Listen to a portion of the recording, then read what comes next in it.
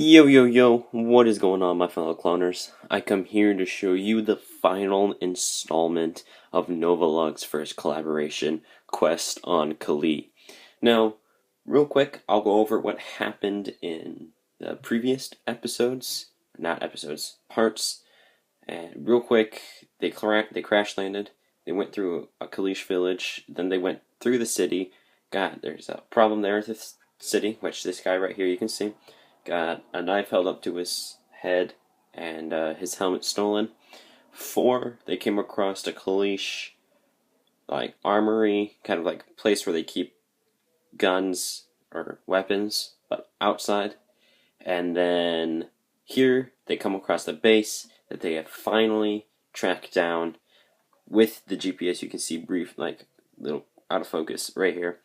And when they come here, they discover that they weren't the first to discover it, and that the droids have overrun it, and they are going to try to get reinforcements because there's too much to fight off with just the small crew of 15 that they had. So I'll give you guys a quick overview, and then we'll go in depth into the MOC. Now, real quick, before we continue, what do you guys think of the official NovaLUG intro? Obviously, that will change once we have more collaborations and more people in NovaLUG, but that right now is the first official one. So tell me guys what you think down in the comment section below, and if you guys have not seen the first 4 parts, or you just want to watch the last parts, they're all down in the description below. All links for the playlist. Links for the playlist are down in the description below. Make sure you go check it out. I think it was a really good, well put together first collaboration, and we're happy to do more, but I won't hold you guys for real long. We'll do overview in depth, and I'll see you then. Alrighty, here's the overview. Few main points I want to point out. If I can get this, there we go. There's the base. Here's where they're coming in. Over here, as you guys can see, is a droid trench, and then right here is a crashed corporatalized stink droid with a tree that's starting to get on fire. And right there is the communications tower for intergalactic use. So let's get right into right here. If I can move this, we get my stand. I'll show you guys. So let's focus it. So they just came from the bridge, that plateau bridge that was seen in episode 4. Well, part 4, not episode. These aren't episodes, these are parts.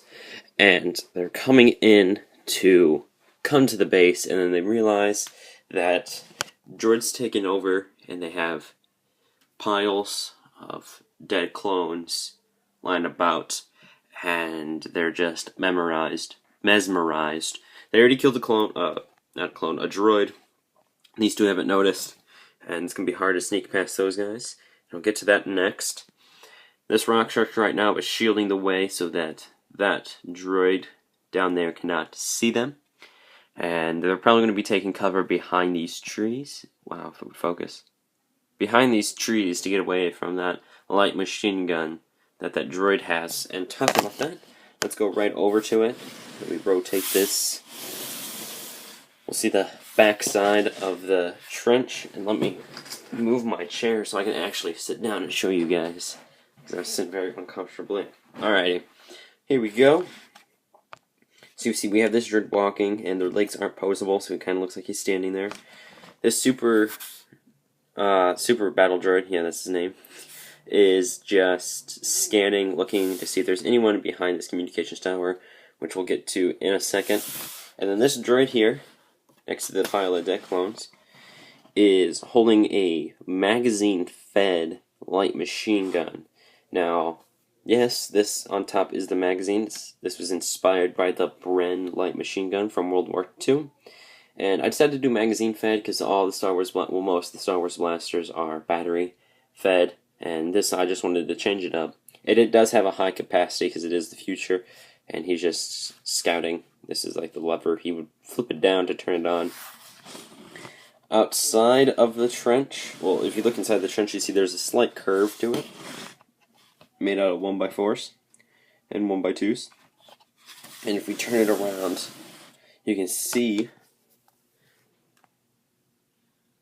that I have the grass, like the plates angled up against it to make it look like it is smushed up against it. Now there are some parts that are hanging off the side of the base plate, which does bother me, but all the other gaps, as you guys can see, I covered up with some grass and some silicamide pieces, and then try to take the attention away from that by putting a pile of dead clones right in front of them. So now if I face this just down for a second, we'll take a look at the communications tower. Now the playability feature on here isn't real cool. I couldn't think of one because I was already halfway done building it and then realized, oh, I need a playability feature. So I do apologize for that.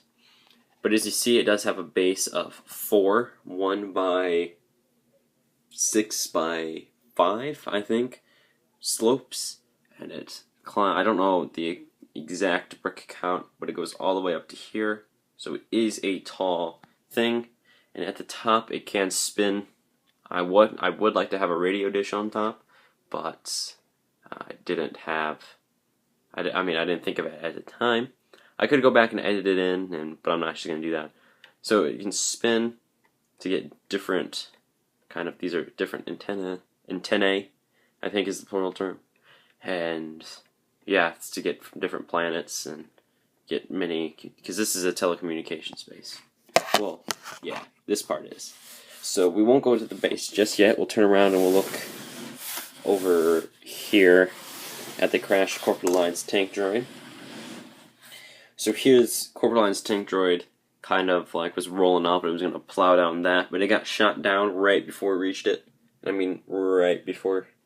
And the treads fell off and it's leaking oil, as you guys can see here. And it's catching on fire because, you know, oil is flammable. And it's going up to this tree right here. And the tree is going to be taken on fire, which is going to light that tree on fire. And then it's not a good, they're not in a good situation. This base didn't last real long, because the droids attacked it as soon as the Republic finished building. So here we have more dead clones, and we have this tree, and this tree can also, you can position it. I have it on, if I can pull it out, a Lego barrel piece, so it is able to spin, and that was just so I could get the fire at a certain angle instead of that. But if you look at the pathway here, the pathway is kind of like a torn up dirt look with sand green and some dark tan you can see back there, and then some brown, just showing that it was coming in pretty fast and it came to a halt and it ripped up the dirt. I was going to say earth, but this isn't on earth. So that is that, and now we shall take a look at the base. We'll take a look at the top of the base first, once I fix this droid that has fallen over. So on top of the base was just supposed to be flat, and this droid is not wanting to stand. Was just supposed to be flat, but the droids decided to make it a stap landing pad, and then have droidicas here guarding it. And this pilot is just about to hop into the stap, and then fly the stap away, so it can scout for other parts of the base if they're hidden or something. And the top also has these guardrails here. They're loosely inspired by my my Eel Shah mini mock, and if you guys have not seen that, it's going to be up over here. And I also took that idea for Eel Shah from Solist on Battlefronts. But that is that. Here we have on this one we have a small radio satellite / speaker type thing. That's just for some extra aesthetics. And then if we rotate this again, if I can get over here, we have the power cable / data cable going from here through here into the base through this little section on the roof. So that is that, and I shall take the roof off and we'll take a look on the inside, which I actually really enjoy. So the roof here, if it would focus, is all one big piece. It's about a brick thick, and it's quite heavy it's probably the heaviest roof I've built. But that is the roof, if you guys want a more in-depth look. We'll move that off to the side here, and we'll get to the interior of the base. Now, starting off here in the back, as you can see, right back here we have some ray shields that are able to be deactivated, but it's complicated to take out and put back in. But as you see, I'll just take the middle one out. They can be deactivated, and just to be reactivated, you connect it onto these jumper plates here. That's why it's offset, because on the outside, you see it has a slight indentation, which I think looks really nice if it would focus. There we go. Slight indentation. And here we have a bunch of different computers. You see we have this commander droid, sitting on this jumper plate, walking over to this droid here, which is working on this main section, which we can take a little in-depth look right now. This is kind of like the main, this entire thing is like the main kind of, I don't know exactly what it is, I don't even know what I'm trying to say, kind of like the main thing that runs the telecommunications base, the control panel, but it's, yeah, that's the word I'm looking for, control panel. We have some controls down here, we have this antenna here, we have this computer thing here, which rates like the speed and different things of the data coming in. Over here, if we can tilt it up slightly, we have a speaker for everyone in the base to hear. In this case, it's facing that way. We have another antenna right there.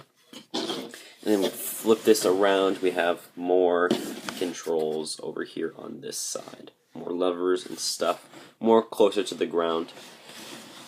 As you guys can see over here, we have another speaker. This is for like emergencies. This would have gone off for the clones when the droids were invading.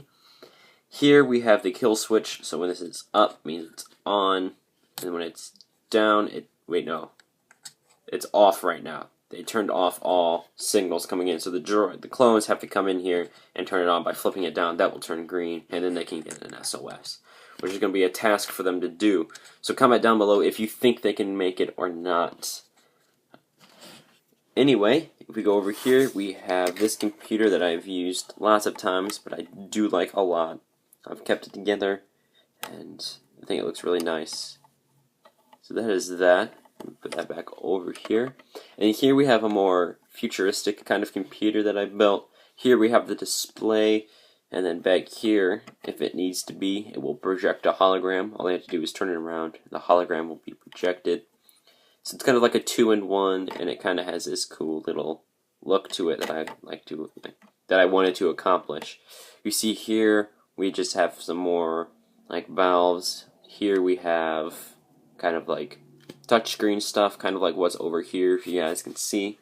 And like switches, in this case, they're all pressed, which means the computer is off.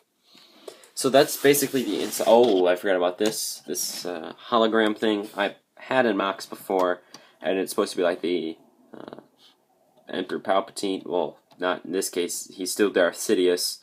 Is on it, talking to the droids step by step what they need to do. So that is the inside of the base, and it is all tiled, which makes it look really nice.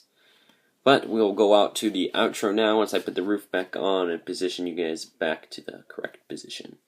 Alrighty guys, that was the final installment of the Kalee MOC series, the collaboration of NovaLUG. All 5 parts, like I said, are down in the description below. It's for the playlist, not each individual one, because the playlist is easier to put down in there.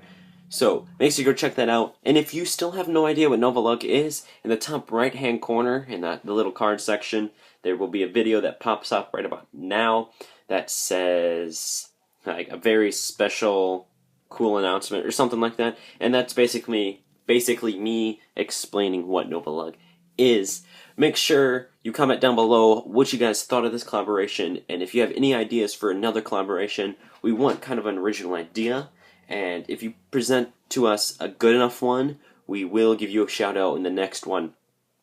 Talking about shout outs, I do want to give one shout out to my friend who just started YouTube. He's starting with a bunch of friends of his. It's called Soccer Supremacy. I have a link down in the description. I have a link to their channel down in the description below. Make sure you go check them out. They do soccer trick shots. Anything with soccer, they do. They're kind of like a Dude Perfect. But make sure you go check those out if you do like sports. And other than that, I'll leave you guys at that. So, I want you to have yourselves a very nice day. And this is Clone Production Studios, signing off. Second try.